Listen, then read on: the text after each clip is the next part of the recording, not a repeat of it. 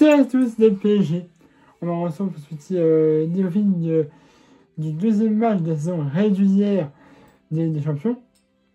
Voilà, c'est comme ça, hein, 2025-2026, où le Paris Saint-Germain affrontait Barcelone. Paris s'est déplacé à Barcelone. C'est pour ce deuxième match de la Ligue des Champions. Wow! Wow, mais on a gagné! On a gagné, mon frère! Waouh! Ça a été, si tu veux, Paris avait été une équipe assez remaniée. Enfin, une équipe remaniée depuis un petit moment. On me dit, c'est un des champions, ça va être compliqué. Hein? Je ne peux pas faire Paris non plus, mais des Doué ou des Dembélé, on est aussi Marquinhos, enfin bref. Voilà, on me dit, maintenant il va falloir composer avec une équipe où Paris n'a pas l'habitude de jouer, mais aussi pour certains joueurs, comme je pense par exemple à Ramos, bah, c'est à eux en fait là, de faire de se montrer. En plus, on a eu Savary, qui s'est blessé aussi. On avait un doute pour Vitinha, et finalement il a pu tenir sa place. Doué qui aurait pu peut-être revenir, mais malheureusement il était encore trop juste.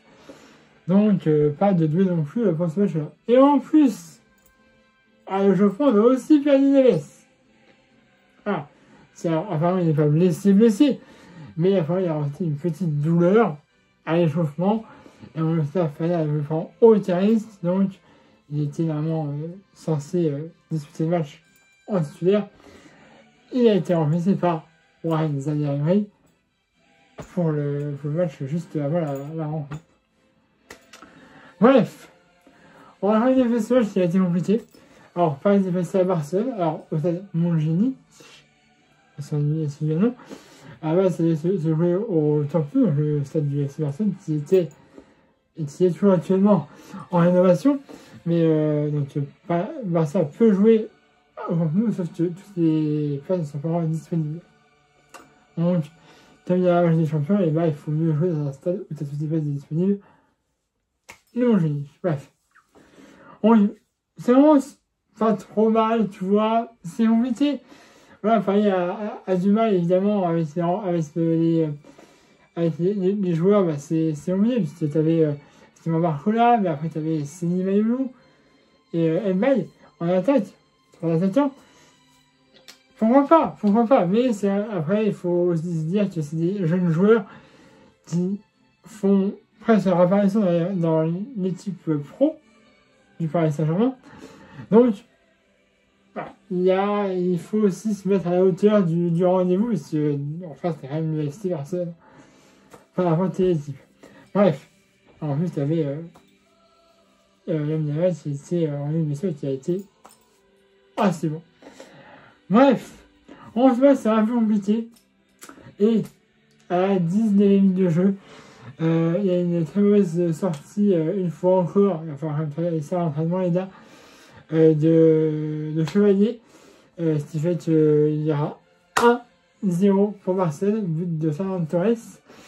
Voilà, à la 19e minute de jeu, franchement, les gars, Chevalier, faut que tu bosses tes sorties. Ça fait 2 matchs qui face à l'OM et là, face à Barcelone, où tu fais une mauvaise sortie, où tu te prends un but. Il va falloir travailler ça en entraînement. Parce que là, pour l'instant, enfin, face à l'OM, mais là, ça passe. Si on gagne, mais il va falloir travailler ça.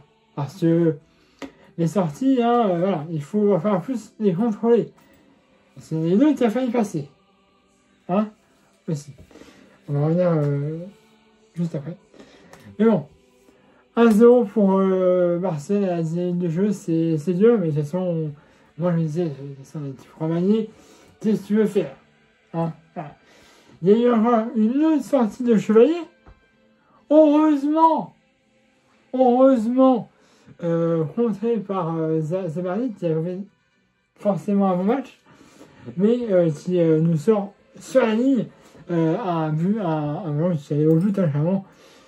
Le Chevalier était sorti de cet âge, le but était grand ouvert, et malheureusement, heureusement pour nous, Zabardi a réussi à à contrer le ballon sur sa ligne et sauver un ballon qui aurait pu faire un 2-0. Bref, voilà. Mais après, Paris, petit à petit, tu vois, on commence à avoir un peu de ballon. Alors, parfois, on se fait prendre. Hein. On a un ami Lamal qui a plusieurs fois mis Paris en danger. Hein, et il s'est frappé parfois au-dessus, parfois contré par un devant. On a récupéré pas mal de ballons dans notre surface. Dans notre surface à nous, mais dans la salle de réparation surtout. Ça va falloir essayer de récupérer plus haut. Hein, derrière, parce que là, moi j'ai eu peur. Hein. Bref.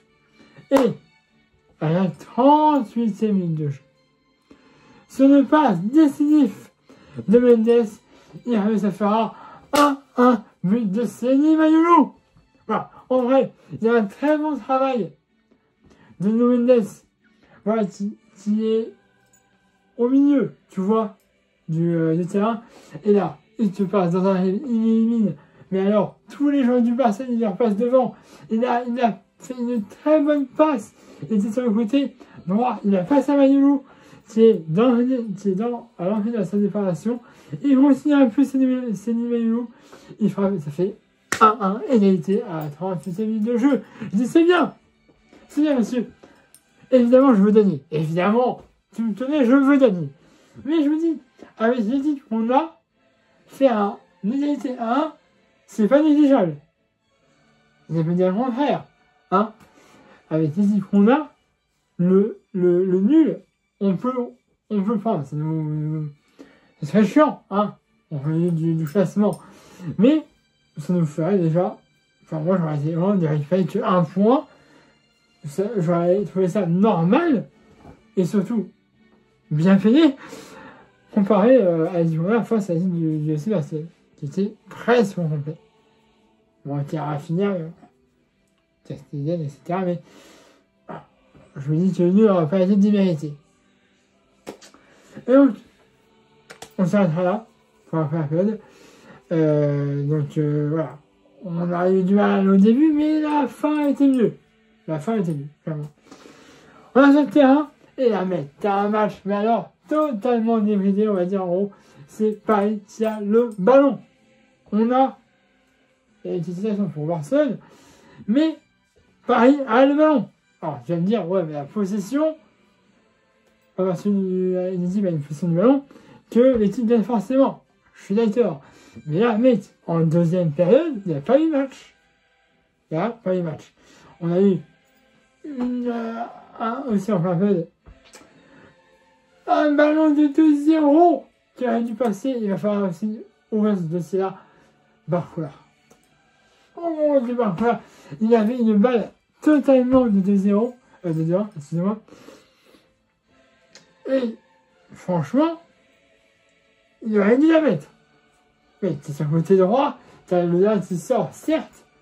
Mais là, la balle, tu dois la cadrer. Elle passe au-dessus, tu dois la cadrer, cette balle. Barcola. Hein? Franchement, ouvrir le dossier Barcola, parce que c'est vraiment ça va être compliqué. Hein? Bref. Pour la 60 période, il n'y a pas match. On a le ballon et on a les occasions. Mais on a bossé sur les moments faibles du Barça pour essayer de claquer ce deuxième but et de prendre la victoire. On a eu des Hakimi, des Barcola, on a eu tout. Mbaye aussi, qui a été très beau là, Mbaye, bravo pour ton match, franchement. On a pu perdre à un moment donné Nuno Mendes sur une faute qu'il a eue sur la cheville. Tu aurais mérité un rouge, hein? C'est juste à son jeu, mais pour moi, ça aurait dû mériter un rouge, hein? Le premier jaune pour Nuno Mendes, il est un petit peu contestable. Il y aurait une autre action qui aurait mérité un jaune, il n'a rien dit. Heureusement que ça c'était rouge. Mais le premier carton jaune de Mendes, un peu sévère. Hein, ouais. Pareil pour un talent face à Barcola, il me semble. Je sais plus si lui qui a pris le jaune ou pas. Mais il y avait un épaule contre épaule. Alors, faute, oui. Carton un peu sévère aussi. Hein, franchement. Bref. Il y avait 3 minutes de temps additionnel. Avant ces 3 minutes de temps, 90 minutes de jeu, on aura Hakimi, ce côté gauche. Il va partir, il fera une passe. Il n'est pas en jeu. Il frappe, ça fera 2-1 pour le Paris. C'est un but de Gonçalo Ramos.